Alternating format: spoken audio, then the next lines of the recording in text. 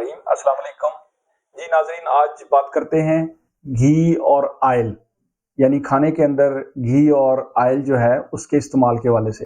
जैसा कि पहले भी हमने कई दफ़ा इसके ऊपर बात की है। दरअसल ये जो खाने के घी हैं ये सेहत के लिए नुकसानदेह हैं और हमारे यहाँ घी जो है वो बहुत कॉमनली इस्तेमाल किए जाते हैं।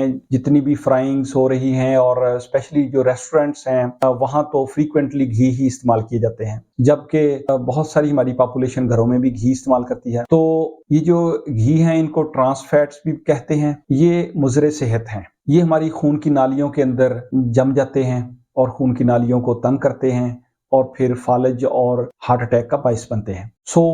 इनमें से बेहतर क्या है, जो नबाताती सोर्स के ऑयल हैं वो काफ़ी हद तक बेहतर हैं और उनको भी लिमिटेड इस्तेमाल करना चाहिए। उनके अंदर भी सबसे जो कम नुकसानदेह है, हम इस तरह से कह लेते हैं, वो है सरसों का तेल। जबकि जो ओलिव ऑयल है यानी जैतून का तेल वो भी बहुत अच्छा है, लेकिन उसका स्मोक पॉइंट जो है वो बहुत लो है। बाकी जितने भी ऑयल्स अवेलेबल हैं उनकी निस्बत उसको थोड़ा सा भी ज्यादा हीट लगी तो वो जल्दी स्मोक में कन्वर्ट हो जाता है। इसलिए जैतून जो है वो दरअसल कच्चा ही इस्तेमाल करने के लिए ज्यादा बेहतर है, यानी उसको फ्राइंग में या कुकिंग में इस्तेमाल ना किया जाए।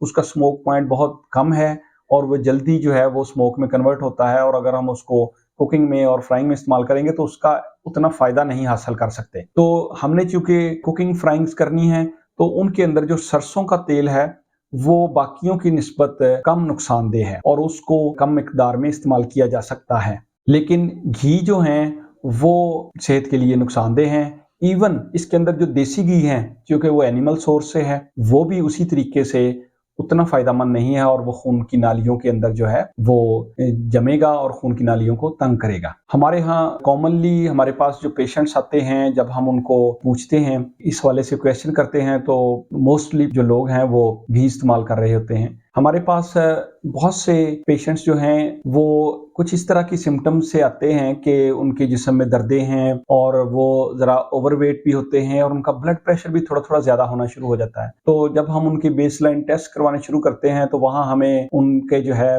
लिवर के एंजाइम्स वो भी रेज्ड मिलते हैं। अल्ट्रासाउंड के ऊपर लिवर के अंदर फैट भी नजर आती है, जिसे फैटी लिवर बोलते हैं। उनके जो ट्राइग्लिसराइड्स और बैड कोलेस्ट्रॉल वो सारे हाई होते हैं। फिर उनका वेट ज़्यादा होता है। तो ये सारी चीज़ें मिलके फिर ब्लड प्रेशर का बाइस भी बनती हैं।